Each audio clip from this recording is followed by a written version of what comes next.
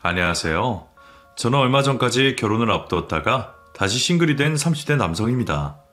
어쩌다 제가 파혼까지 하고 이런 사연을 보내게 되었는지 저는 요즘 제 스스로를 돌아보는 시간을 가지고 있는 중입니다. 좋은 사람을 만나는 것이 이렇게 어려운 일인지 파혼을 하고서야 새삼 깨닫게 되는 것 같습니다. 신중하다고 생각하고 제 앞가림 정도는 한다 싶었는데 그럼에도 결혼은 참 어려운 일인 것 같네요. 어쩌다 이 채널을 알게 되고 사연들을 들어보니 저 같은 분들이 적지 않은 듯한 것 같더군요. 저처럼 파혼에서 끝나지 않고 결국 이혼까지 하신 분들을 보면 저는 차라리 파혼으로 끝나 다행이지 않을까 많은 생각이 들곤 합니다. 그래서 저도 그분들처럼 제 사연을 공유해보려 합니다. 사실 저는 파혼을 겪기 전까지는 인생에 큰 굴곡이 없던 사람이었습니다. 그건 감사하게도 저희 부모님 덕분이었죠. 오랫동안 금은방을 운영하셨던 부모님은 어려운 시기를 매번 잘 버텨내시며 오랫동안 노력하신 끝에 남부럽지 않은 성공을 가지게 되신 분들이셨습니다. 시장 한켠 작은 금방에서 시작해 사업을 성공으로 이끄신 부모님 덕분에 저는 모자람 없는 환경에서 자랄 수 있었고 그런 부모님의 덕을 늘 감사히 생각하고 있었습니다. 그런 저는 저를 잘 키워주시고 좋은 기회와 발판을 마련해주신 부모님에 대한 존경심에 부모님의 가업을 이어받기로 결심했습니다. 그래서 경영대를 졸업하고 열심히 전문 자격들을 따내며 젊은 나이에 주얼리샵을 운영하게 되었죠. 젊은 나이에 사업을 시작하였지만 부모님이 안 계셨다면 그렇게 쉽게 시작할 수 없었을 거라는 것을 저도 잘 알고 있었기에 저는 한 번도 자만하지 않았습니다. 오히려 부모님께 누가 되지 않으려 노력하면서 부모님의 가업을 이어받아 잘 키워내고 싶었죠. 저는 남들과 달리 안정적인 발판을 가지고 사업을 시작하였지만 그래서 더더욱 열심히 노력할 수밖에 없었습니다. 남들이 거저 얻은 행운이라고 생각하지 않게 하기 위해 제 스스로도 떳떳하기 위해 저는 무척 열심히 살아왔습니다. 남들이 여행 가고 즐길 시간에 저는 일을 붙잡고 있었고 늘 바쁘게 살 수밖에 없었죠. 그러다 보니 취미라고 할 것도 없었고 연애도 쉽지 않았습니다. 저도 이제 나이가 있으니 결혼 생각도 해야 했고 그래서 연애도 해봤었지만 이전에 만났던 여자친구들은 전부 저를 이해해주지 못했습니다. 늘 바쁘게 사는 저를 원망하고 제가 자신들보다 일이 더 중요한 사람이라며 자기들에게 희생하지 않는 것을 속상해했습니다. 저도 나름 시간을 빼서 챙기려고 했지만 그들이 원하는 것은 늘 그 이상이었습니다. 그러면서도 항상 비싼 선물과 고급 데이트들을 바라는 것을 보며 저는 여자들을 어려워하고 점점 결혼에 회의를 느끼기도 했었습니다. 하지만 그러던 중 한 여자를 만나고 저는 그제서야 제대로 된 결혼을 꿈꿀 수 있게 되었죠. 지인의 소개로 만나게 된 영지는 무척 예쁘고 착한 여자였습니다. 미스 코리아 대회에 출전했을 만큼 외모도 뛰어났고 예쁜 얼굴만큼이나 속이 깊고 착한 사람이었죠. 소개팅 날마저 늦었던 제게 타박 한 번 하지 않는 그녀를 보며 저는 금세 그녀에게 빠져들 수밖에 없었습니다. 그렇게 진지한 만남을 시작하게 되었던 저희는 연애를 하면서도 무척 잘 맞는 듯 했습니다. 영지는 바쁜 제 생활을 존중해 주었고 자기 스케줄을 저에게 맞추곤 했었습니다. 그럼에도 매번 시간을 많이 내지 못해 미안해하는 제게 성공하려면 바쁠 수밖에 없다며 오히려 저를 위로해주고 제가 바빠도 이해하며 응원해 주었죠. 다른 여자들과 다른 태도를 보며 저는 영지가 점점 더 좋아질 수밖에 없었고 비로소 전에 어떤 안정감을 느끼기도 했습니다. 여자들 마음을 충분히 헤아리지 못해 결혼이라는 건 늘 어렵게만 생각하던 저도 그런 영지와는 행복한 가정을 꾸리고 결혼 생활을 잘 해나갈 수 있을 것만 같았습니다. 게다가 여자친구는 화려한 외모와 달리 수수하고 겸손한 모습에 제 앞에서는 늘 꾸밈 없는 사람이었습니다. 제가 돈을 잘 번다고 해서 많은 것을 바라지도 않았고 오히려 제가 선물을 하고 여행을 가자고 할 때마다 매번 고마워하며 눈물을 보이던 사람이었죠. 영지는 경제력이나 형편은 좋지 않았지만 저는 오로지 여자친구의 착한 성품을 보며 결혼을 결심하게 되었습니다. 영지야, 우리 결혼할까? 나 영지 너라면 행복할 수 있을 것 같은데. 너는 어때? 결혼? 오빠 정말 나랑 결혼하고 싶어? 그럼 영지 너는 싫어? 나 별로야? 아니 그게 아니라 좀 걱정돼서. 사실 나 오빠에 비해서 잘난 거 하나 없잖아. 모아둔 돈도 한 푼 없고 지금 하고 있는 쇼핑몰도 적자인데 내가 지금 결혼을 어떻게 하겠어. 돈이 뭐가 중요해? 그리고 영지 네가 뭐가 잘난 게 없어? 너 모자란 거 하나도 없어. 이렇게 예쁘고 착한 여자를 누가 못났다 그래? 그리고 나를 이렇게 이해해주고 좋아해주는 사람은 영지 너밖에 없을 거야. 그래도 오빠 부모님은 그렇게 생각 안 하실 텐데. 나 결혼해도 되는 걸까? 우리 부모님 그런 욕심 있으신 분들 아니야. 그냥 우리 행복하면 그만이실걸? 그리고 우리 사이에 뭘 그런 걸 걱정해. 내가 다른 건 몰라도 너 돈 걱정하게는 안 할게. 그리고 지금 하는 일도 힘들면 그만둬도 돼.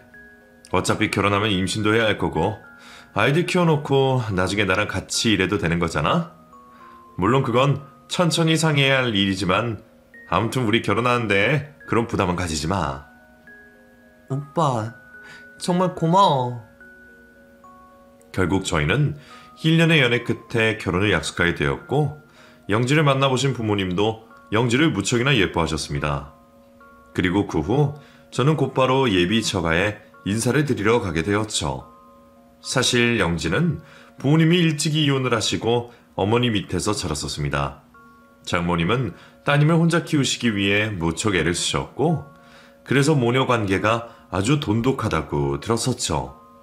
그렇게 따님을 잘 키워주신 장모님을 위해 저는 약소한 선물들까지 각별히 신경을 쓸 수밖에 없었습니다.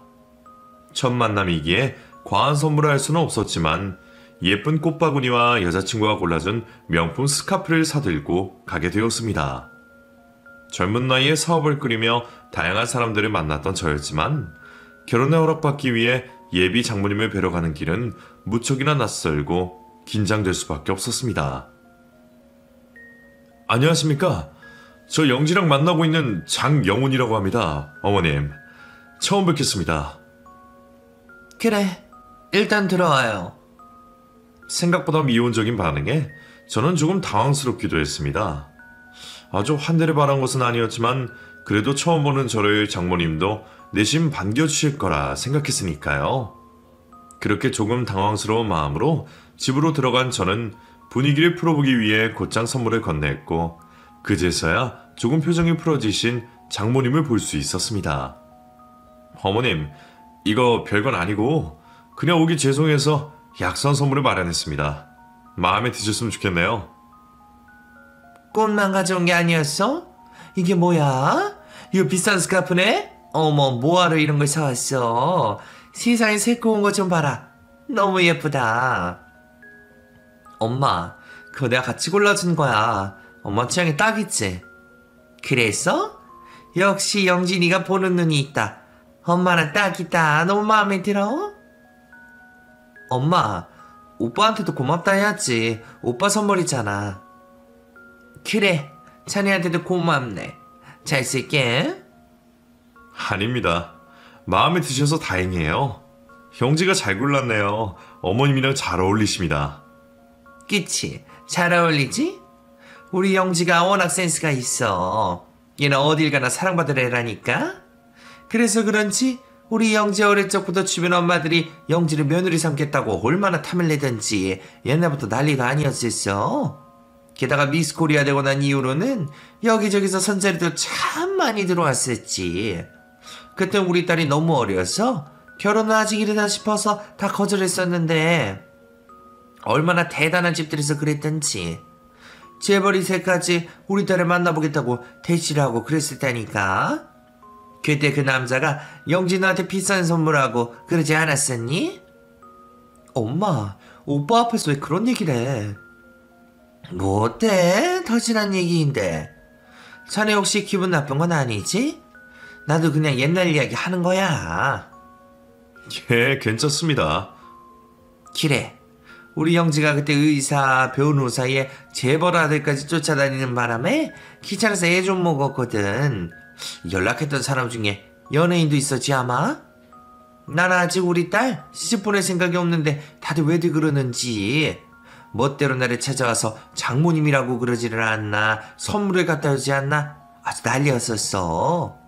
그때 아마 몇백만 원치는 받았을 거야, 그치? 그래서 솔직히 나는 영지가 내심 전문직 정도는 만날 줄 알았었는데.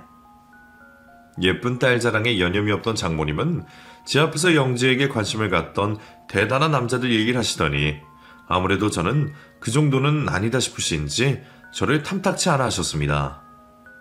아, 엄마, 왜 자꾸 옛날 얘기를 해? 재벌 2세 의사, 그런 거 내가 싫다니까. 사람 배경 보고 결혼하는 것도 아니고 사랑이 제일 중요하잖아. 그리고 우리 오빠도 대단한데 왜 그래? 웬만한 전문직보다는 우리 오빠가 더 잘 벌걸? 주얼리샵 운영하고 있는데 돈이 문제야? 그래? 자네 능력 좀 있나? 보석 팔아서 돈이 좀 되는 거야? 아, 예. 뭐 열심히 하고 있고 아마 어머님이 걱정하실 정도는 아닌 것 같습니다. 물론 어머님이 원하시는 만큼 대단한 사이는 아닐지 모르겠지만 저희 결혼해도 제 영지 고생시킬 일은 없을 겁니다. 저 영지 위해 다 해줄 수 있고 영지 행복하게 해주겠습니다. 엄마, 집도 오빠네 부모님이 마련해 주시겠대. 저기 서초동에 땡땡 아파트 엄마도 알지? 어머, 그래? 벌써 거기까지 얘기가 된 거야? 예, 자세한 건 상견례에서 어른들끼리 나누셔야겠지만 결혼 문제에서도 걱정하실 건 없으실 겁니다. 그럼 내가 또 조금 마음이 놓이네. 사실 나도 자네가 열심히 산다는 얘기는 영지한테서 들었지만 젊은 사람이 잘 모르는 사업 한다니까 걱정이 되더라고. 내가 뭐 보석 그런 걸 아나? 그런데 어른들도 도와준다고 하시고 자네도 우리 딸 고생 안 시키겠다고 하니까 나도 믿어봐야겠지. 그럼 중요한 얘기는 어른들끼리 하는 걸로 하고 얼른 상견례 날을 잡게. 다행히 장모님께서는 저를 믿고 결혼을 허락하셨고 저희는 곧바로 상견례 날짜를 잡게 되었습니다. 그렇게 상견례 날이 되었고 드디어 본격적인 결혼 이야기를 나누게 되었습니다. 예쁘고 싹싹한 영지를 마음에 들어 하셨던 부모님은 저희 결혼을 최대한 도와주고 싶어 하셨고 그래서 팔아도 비싸게 받을 서초동 아파트를 아무 조건 없이 내어주기로 하셨습니다. 신축은 아니지만 잘 지은 구축이나 내부도 깨끗하고 당장 입주를 해도 아무 문제가 없는 집이었죠. 그런 집을 주신다는 부모님께 저는 감사할 따름이었습니다. 하지만 장모님은 그걸로는 아쉬운 듯 하셨죠. 근데 집이 보기에는 깨끗하긴 한데 요즘 애들 스타일이랑도 안 받고 입주하기 전에 리모델링을 좀 했으면 하는데요. 제가 알아보니까 한 1억 정도면 대강한다 그러던데 어떻게 생각하세요? 인테리어만 1억이요? 생각보다 조금 비싸기는 하네요. 근데 나중에 직접 보시면 아시겠지만 거기가 워낙 고급으로 나온 아파트라서 장식도 깔끔하고 지금도 아주 깨끗하고 튼튼하거든요. 제 생각에는 벽지랑 바닥 정도만 하면 될 것 같은데 그건 별로신가요? 아무리 고급이라도 요즘 애들 취향에 맞아야죠. 저희 딸애가 워낙 자기처럼 예쁜 걸 좋아하거든요. 어차피 평생 살 집이면 미리 손을 보는 게 좀 낫지 않을까요? 예상하지 못한 리모델링 얘기에 부모님도 당황하시는 듯 하셨지만 이왕 해줄 거면 제대로 해주자며 장모님이 원하시는 대로 1억의 리모델링비까지 지원을 약속하셨어요. 인테리어 비용이야 제가 해도 되는 거지만 부모님께서는 하나뿐인 자식이 결혼하는데 제대로 해주시고 싶으시다며 끝까지 지원을 아끼지 않으셨습니다. 이왕 하는 거 아이들이 좋다는 대로 해야겠죠. 그럼 아이들끼리 상의해서 취향껏 인테리어 하는 걸로 하고 저희가 끝까지 도울 테니 사돈도 집 문제는 걱정 놓으세요. 그래 주시면 감사하죠. 신혼집에 인테리어까지 해주신다고 그러시니 제가 뭐라 말씀을 드려야 할지 모르겠네요. 저희 딸 예뻐해 주셔서 감사합니다. 감사는요. 결혼하면 영지도 저희 자식이나 다름없는데 아이들에게 해주는 것은 전혀 아깝지 않죠. 그러니 부담 갖지 않으셔도 됩니다. 저희는 아이들만 행복하면 되니까요. 그럼요. 저도 아이들만 행복하면 더 바라는 게 없습니다. 저도 장서방 제 자식처럼 생각하죠. 그래도 먼저 이렇게 위해 주시고 생각해 주시니 제가 몸둘 바를 모르겠습니다. 신혼집을 이렇게 해주시면 예물은 어떻게 해주시려는지 기대되네요. 장모님은 이혼하고 혼자 힘들게 키운 딸을 시집 보낸다며 남부럽지 않게 결혼하길 바라셨고 예물과 예단에도 기대가 많아 보이셨습니다. 너무 당당하게 요구를 하시는 것들이 이상했지만 저는 수수한 여자친구를 믿으며 결혼을 진행하게 되었죠. 하지만 결혼을 준비할수록 저는 장모님 때문에 스트레스를 받을 수밖에 없었습니다. 부모님이 신혼집에 예물까지 해주기로 하셨으면 더 바라시는 게 없을 줄 알았더니 장모님의 요구는 끝이 없었습니다.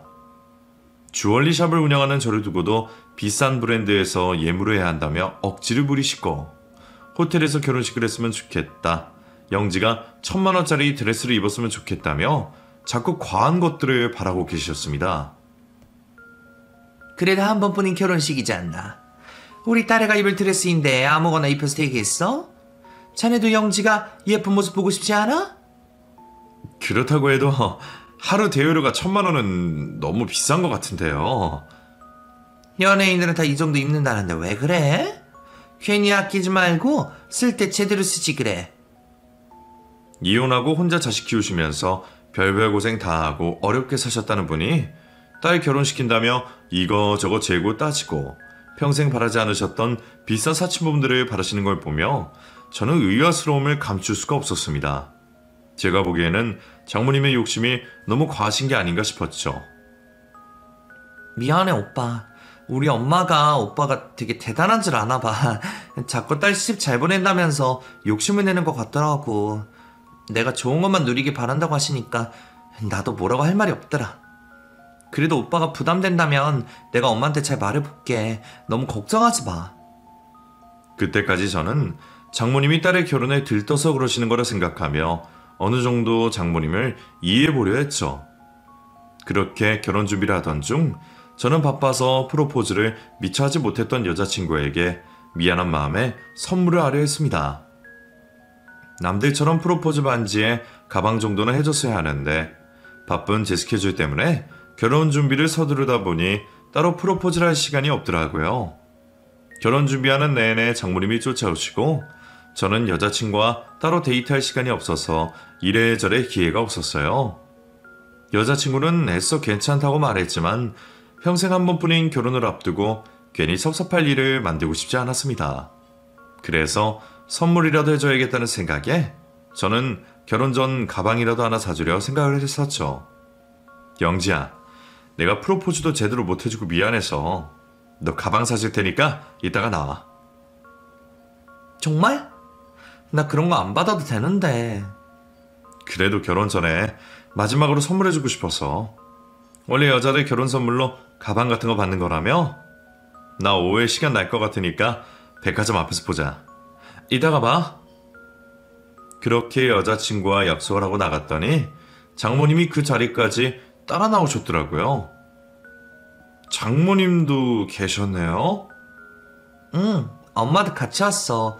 내가 명품 같은 거 잘 모르잖아. 엄마가 골라주겠다고 같이 와줬어. 괜찮지? 그래, 영지 얘는 이런 거 하나도 몰라. 그렇다고 남자인 자네가 뭘 알겠나? 결국 그렇게 또다시 저희 셋이 동행을 하게 되었습니다. 가방 하나 사는데 뭐 이렇게 오래 걸리는지 여기저기 매장마다 다 들어가서 구경을 하는 바람에 저는 계산을 하기도 전에 진이 빠지는 기분이었어요. 그리고 결국 제일 비싸다는 브랜드 매장에서 한참을 고민하던 두 사람은 가방 하나씩을 들고 나타났습니다. 오빠, 이거 어때?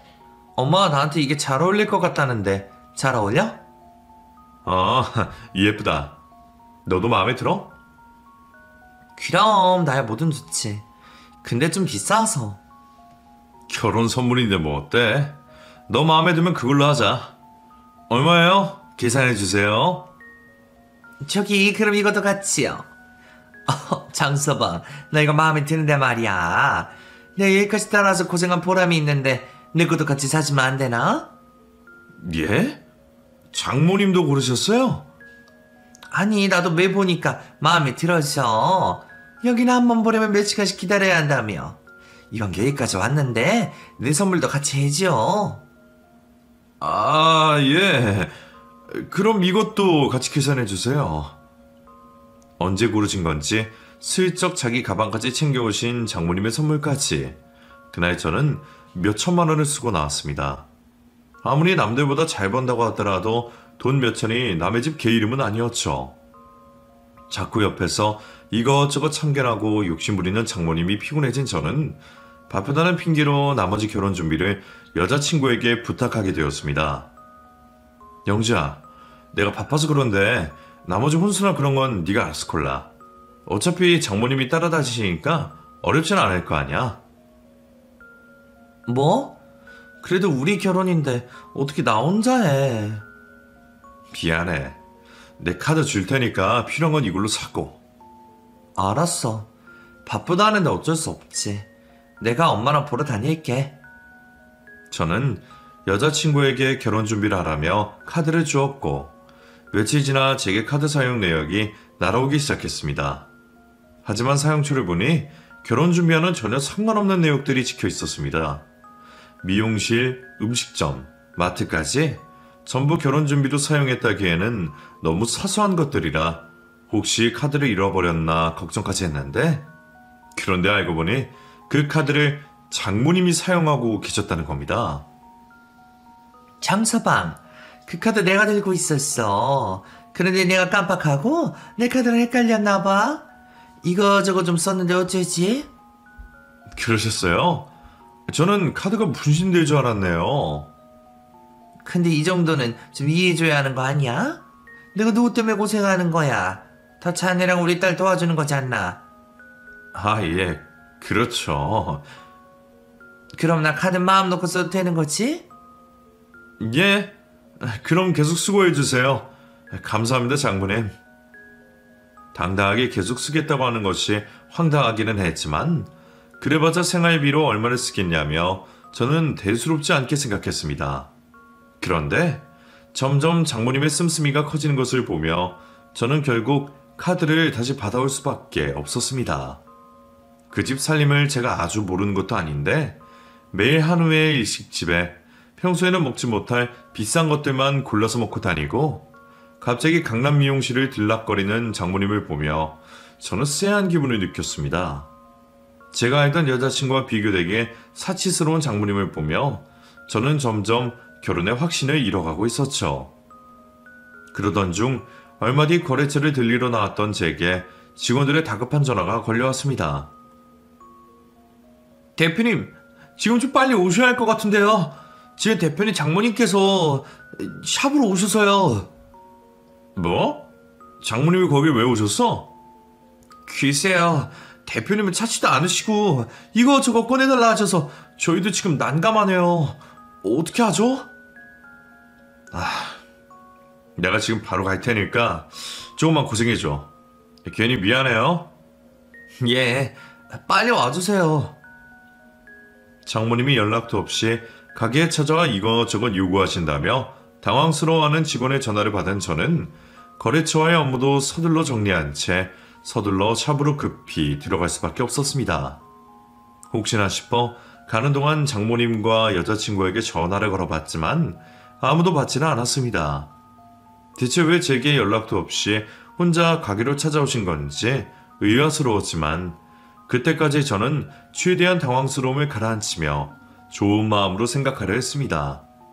하지만 가게에 도착해 직원들과 실랑이 하고 있는 장모님의 모습을 본 순간 애써 침착하려 했던 저는 짜증이 날 수밖에 없었죠. 사모님, 이건 안 되세요. 이거 너무 고가라세요. 너희들, 내가 누군지 몰라서 이래? 나 너희들 대표 장모 될 사람이야. 너희 대표님이 나한테 이러는 거 보면 가만히 계시겠니? 장모님은 직원들 앞에서 저를 거들먹거리며 과도한 요구를 하고 있었습니다. 저희 부모님도 안 하실 그런 행동을 저를 내세워 장모님이 그러시는 것을 보며 가뜩이나 결혼에 대해 고민이 생겼던 저는 당황스러울 수밖에 없었죠. 저는 서둘러 샵으로 들어가 장모님을 말렸습니다. 장모님, 전화라도 주시지 여기까지 어떻게 오셨어요? 우리 장서방 왔어? 어떻게 오긴 지나가다 생각나서 들렀어. 그럼 연락이라도 주시죠. 저도 없었는데 뭐하고 계셨어요? 뭐 어떤가? 우리 사이가 개인데 언제라도 올 수 있는 거지. 요즘 내 목이 좀 허전해서 목걸이 하나 골라보려고? 안 그래도 잘하네 장서방. 이 직원들이 말이야 내가 이거 좀 꺼내달라는데 싫다 그러네. 근데 장모님, 그 목걸이는 좀 곤란해서요. 목걸이가 필요하시면 다른 적당한 것도 많은데 다른 걸 보시면 어떨까요? 왜? 이게 엄청 대단한 건가? 하긴 다이아가 예술이긴 하네. 이런 건 많이 비싼 건가? 장모님이 직원에게 꺼내놓으라며 실랑이를 벌이고 있던 목걸이는 다이아 가격만 10억이 되는 10캐럿짜리 고급 다이아 목걸이였습니다. 서울 아파트 한 채 가격과 맞먹는 고가의 목걸이였기에 아무리 장모님이라도 함부로 보여드리기가 어려운 물건이었죠. 장모님, 이게 10억도 넘는 거라서요. 다른 걸 추천해드릴 테니 이쪽으로 와보시겠어요? 회유를 하려는 저를 보며 장모님은 기분 나빠하셨습니다. 아니 이게 10억이든 20억이든 그래봤자 목걸이인 거지. 그냥 한 번만 좀 차보겠다니까. 내가 한번 차본다고 달아없어지기라도 하나? 왜? 내가 사지도 못할 목걸이 차본다니까 기분이 나빠? 자네나 이렇게 기분 나쁘게 해도 되겠어? 사모님, 여기 사파이어와 다른 것들도 많이 준비되어 있습니다. 디자인적으로도 사모님께 어울리실 거예요. 너는 뭐야? 뭔데 어른들 얘기하는데 끼어들어? 너 그따위로 일하라고 배웠어? 말려하는 저 때문에 화가 많이 나셨는지 엄한 직원에게까지 화풀이 하시는 장모님 때문에 저는 결국 장모님께 10캐럿 다이아 목걸이를 내어드렸습니다. 김실장, 장모님 걸어드리세요. 거봐, 대표님도 그러라고 하시지 않니? 장서방 걱정할 거 없어. 내가 설마 뭐 스크래치라도 낼까봐. 어머 이것 봐봐. 이래서 보석은 차봐야 하는 거야. 그냥 떡하니 놓여있을 때는 이게 10캐럿인지 뭔지 값어치가 안 보이더니 내가 해보니까 이제야 태가 나네. 어때 장서방? 나한테 잘 어울리지 않나? 예? 아니, 잘 어울리네요. 그럼 한번 해보셨으면 이제 풀을까요? 아니 장서방 왜 그렇게 성격이 급해? 이 목걸이가 비싸긴 비싼가 봐. 평소 통 크던 장서방이 이렇게 한다리네. 근데 아무리 봐도 이거 나랑 잘 어울리지 않아? 원래 이런 고가 물건들은 다 자기 주인 찾아가야 하는 법인데. 혹시나 싶어 서둘러 목걸이를 돌려받으려던 저는 목걸이를 탐내는 장모님의 얘기에 기가 막혔습니다. 장모님 경제 사정으로 보면 10억은커녕 당장 1,000만 원도 결제하기 어려우실 텐데 무려 10억이 넘는 그 목걸이를 갖고 싶어 하시는 장모님이 무슨 의중인지 저도 모르지 않았습니다. 이번에도 언제나처럼 제게 공짜로 바라고 계신 것이겠죠. 제가 이해할 만한 적당한 가격대라면 제가 직접 구매해서 드릴 수도 있겠지만 2천만 원도 아니고 무려 10억이 넘는 목걸이를 갖고 싶다며 눈치를 주시는 것을 보면서 저는 황당함에 무슨 말을 해야 할지 몰랐습니다. 제가 할 말 없이 헛웃음만 짓고 있으니 장모님은 대놓고 얘기를 꺼내시더군요. 장서방 이거 그냥 놔주게. 어차피 지금 당장 사겠다는 사람도 없다며. 이왕 선물할 거 통 크게 이런 거 한번 해두면 내가 두고두고 자네 기억하지 않겠나? 괜히 쓸데없이 이거저거 자잘한 거 한다 그래서 나중 돼서 기억이나 하겠어? 그러니까 이거 그냥 놔줘. 그럼 내가 평생 자네한테 고마워할게. 영재랑 둘이 싸운다고 하더라도 내가 장서방 편 들어줄게. 어? 장모님, 이건 정말 안 됩니다. 이거 다른 손님께는 아직 보여드리지도 못한 거예요. 이번 시즌에 저희가 제일 공들여 제작한 제품입니다. 근데 다른 것도 아니고 이런 걸 그냥 달라고 하시면 저도 곤란해요. 아니, 자네 아까부터 말 참 이상하게 하네? 아무리 비싼 거라 해봤자 여기 있는 거 다 자네 거 아닌가? 자네가 운영하는 가게 물건이면 장모한테 건넬 수도 있는 거지. 사람 속이 왜 그렇게 좁아? 자네 정말 내 딸을 사랑하긴 하는 건가? 옛말에 마누라가 마음에 들면 처갓집 말뚝에다가도 절을 한다 그랬어. 자네가 지금 나한테 섭섭하게 구는 건 내 딸한테 애정이 적다는 증거 아니야? 그 얘기가 지금 여기서 왜 나오나요? 제가 그동안 영지랑 장모님께 못한 것도 별로 없지 않습니까? 그러니까 끝까지 잘 알아 이거지. 잘난 내 딸 데려가려면 이 정도는 껌이지. 자네 그 정도 능력은 되지 않아? 제가 다른 거라도 해드릴 테니까 일단 그건 풀어주세요. 자꾸 이러시면 저 정말 곤란합니다. 잘 설명하면 적당히 하시고 포기하실 줄 알았는데 장모님은 끝까지 그 다이아 목걸이를 탐내며 풀지 않았습니다. 그리고 아주 당당히 딸을 데려가려면 그 정도는 해야 하는 거 아니냐며 당신 딸을 물질적 가치로 판단하시더군요. 저도 이런 말까지 하고 싶진 않았지만 그게 딸 팔아서 장사하려는 게 아닌가 싶은 생각이 들었습니다. 그동안 웬만한 일들은 참고 이해해보려 했지만 그 상황은 도무지 이해가 되지 않았어요. 결국 제 말이 통할 것 같지 않아 여자친구에게 전화를 걸고 있던 사이에 장모님은 서둘러 가게를 벗어나셨습니다. 장서방? 그럼 그런 줄 알고 있을게. 고마워. 대표님, 사모님 그냥 나가시는데요? 뭐? 아니, 장모님! 그렇게 그냥 가시면 어떡해요? 끝까지 제 전화를 받지 않던 여자친구와 제 목소리 듣고도 급히 가게를 빠져나가는 장모님을 보며 저는 결국 참던 화가 치밀어 올랐습니다.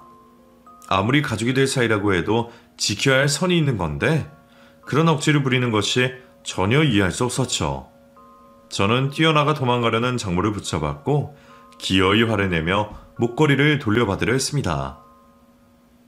이제 그만 좀 하시죠. 제가 참는 것도 여기까지입니다. 더 이상 고집 부리시면 저 장모님이랑 잘 지낼 수 없습니다. 얼른 목걸이 돌려주시고 다음에 얘기하시죠. 어머머, 자네 지금 나한테 화내는 건가?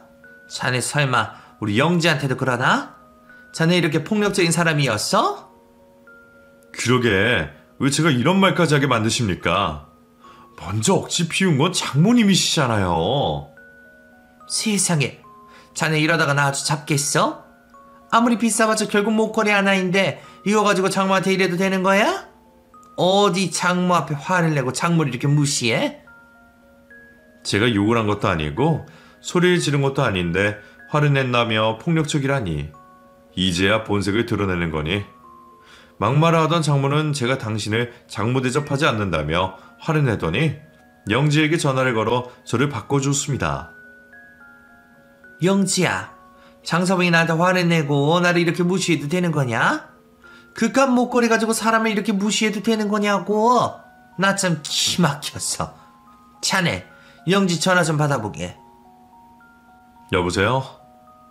오빠 우리 엄마한테 정말 화내고 무시했어? 아니 겨우 목걸이 가지고 그런 식으로 해야 해? 나 오빠 이런 사람인 줄 정말 몰랐네? 나야말로 장모님이 이런 분인 줄 몰랐네. 그 목걸이 다이아만 10억이야. 집안처럼 맘먹는 목걸이 가지고 그냥 달라고 우기시면 어떡해. 그리고 너는 내가 계속 전화할 때는 받지도 않더니 이제서 장모님 편만 들고 있는 거야? 10억? 오빠 그럼 겨우 10억짜리 다이아 때문에 우리 엄마한테 그러는 거야? 우리 엄마가 오죽하면 그런 억지를 부리겠어. 솔직히 오빠 형편에 그 정도 불가능한 것도 아니잖아. 이럴 때 한번 잘하면 두고두고 점수 딸 수 있는데 겨우 10억이 아까워서 이렇게 하는 거야? 오빠, 우리 엄마한테 이러면 앞으로 어쩌려고 그래. 난 그동안 오빠가 눈치껏 알아서 잘하길 바랬는데 자꾸 이렇게 나오면 나 정말 실망이야. 그때까지 저는 여자친구가 나서서 장모님을 말려줄 거라 믿고 있었습니다. 그런데 결국 자기 엄마와 똑같이 구는 여자친구를 보며 저는 실망을 금치 않을 수가 없었습니다. 수수하고 착한 줄만 알았던 내 여자친구가 남자 덕바라고 팔자를 폈다고 생각하는지 전셋집 살던 사람이 남의 물건을 가지고 겨우 10억이라며 뻔뻔하게 구는 것이 어이가 없었죠. 그리고 저는 그제서야 고민하던 마음이 정리되는 기분이었습니다. 장모님이 이상하다 싶어도 여자친구는 그러지 않을 거라 믿고 어떻게든 결혼을 하려 했던 저는 결국 똑같은 모녀를 보며 그 자리에서 파혼을 결정하게 되었습니다. 진짜 어이가 없어서. 야, 너 10억이 얼마나 큰 돈인 줄은 알고 그깟 10억 그러는 거냐?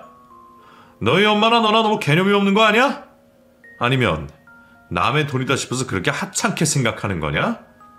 제대로 된 직업도 없이 돈도 없는 게 돈 좀 있는 남자 결혼하게 되니까 10억, 20억이 그냥 껌값 같고 그래?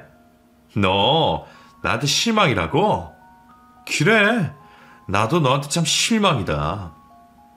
네가 이런 사람일지도 모르고 착하다고 결혼까지 하려고 그랬다니 내가 바보 등신이었구나. 이제라도 본색 드러내고 알게 해줘서 고마워. 아무튼 우리 파혼하는 거고 네 엄마는 절대로 신고할 테니까 경찰서에서 보자. 장서방, 지금 무슨 소리 하는 건가? 파혼이라니, 신고라니. 설마 둘이 싸워서 이러는 거야? 아무리 그래도 어떻게 내 앞에서 그런 소리를 해? 아직도 상황 판단이 안 돼요? 나 이제 당신 사위 아닙니다. 그리고 아직 결혼도 안 했는데 사위는 무슨 사위예요? 장서방, 내가 미안해. 내가 잘못했네. 그렇다고 이러는 건 아니지. 결혼 전에 큰 소리 내서 좋을 게 뭐가 있어. 지금이라도 영지한테 전화해서 사과하고 나랑도 좋게 끝내게, 어? 제가 왜 그래야 하죠? 저는 좋은 말로 여러 번 기회 드렸습니다. 아무튼 저 그쪽 따님이랑 파혼했고 당신 신고할 테니까 변명하고 싶거든 경찰서에 가서 하세요. 저는 곧장 장모를 경찰에 신고했고 장모는 현행범으로 잡혀 유치장 신세를 면할 수 없었습니다. 우리가 정말 가족도 아니고 CCTV 영상이나 직원들 증언까지 절도 증거가 너무 명확했기 때문에 더 손쓸 필요도 없었네요. 자기 엄마 소식에 여자친구가 경찰서로 뛰어왔고 합의가 없으면 실형이라는 말에 두 모녀는 그제서야 제게 사정을 하기 시작했습니다. 오빠, 제발 한 번만 봐줘. 이러다가 우리 엄마 정말 감옥 가겠어. 기러게, 누가 남의 물건 훔치래? 그 비싼 걸 들고 가기도 무사할 거라 생각한 거야? 너나 너희 엄마가 뭘 믿고 그렇게 했는지 모르겠지만 우리 이제 결혼할 사이 아닌데 내가 합의해줄 필요가 있을까? 정말 꼭 이렇게까지 해야겠어? 나 오빠랑 파혼하고 싶지 않아. 내가 잘못했어. 우리 엄마가 너무 성급하게 굴었어. 엄마 대신 내가 사과할 테니까 화 풀면 안 돼? 내가 지금 화가 나서 객기를 부리는 걸 생각하니? 천만에.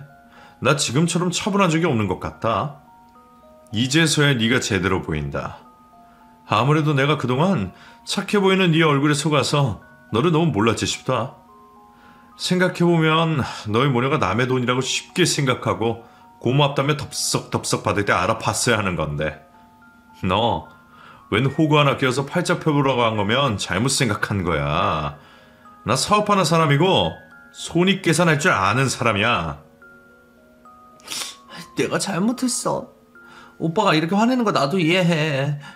그럼 우리 합의하자. 합의하고 우리 엄마 좀 풀어줘. 합의? 무슨 조건으로 합의를 볼 건데? 뭐든 오빠가 원하는 대로 해줄게. 다시는 눈에 띄지 말라면 안 띄고 사과하려면 사과할게. 뭐야, 나한테는 성의를 보이라 그러더니 너는 겨우 말 몇 마디로 구제받고 싶은 거야? 합의를 하려면 제대로 해야지. 내가 그동안 결혼 준비하면서 너희 모녀에게 들었던 돈, 오늘 일로 벌어진 손해배상, 파혼하면서 계약 파기 위약금 전부 내면 나도 합의할게. 정확한 내역은 변호사 통해서 보낼 테니까 보고 연락해. 저는 끝까지 동정의 눈물로 호소하려는 여자친구를 떼어넣고 그 자리를 벗어났습니다. 그리고 변호사를 통해 합의서를 보냈죠. 마음 같아서는 그동안 데이트 비용까지 전부 청구하고 싶었지만 똑같은 수준이 되고 싶지 않아 변호사와 상의해 최대한 합리적인 선에서 합의금을 정리했습니다. 그 돈을 다 해봤자 신혼집 혼수 가격도 되지 않았지만 그 모녀는 그마저도 버겁다며 징징거리고만 있었습니다. 하지만 어쩌겠나요?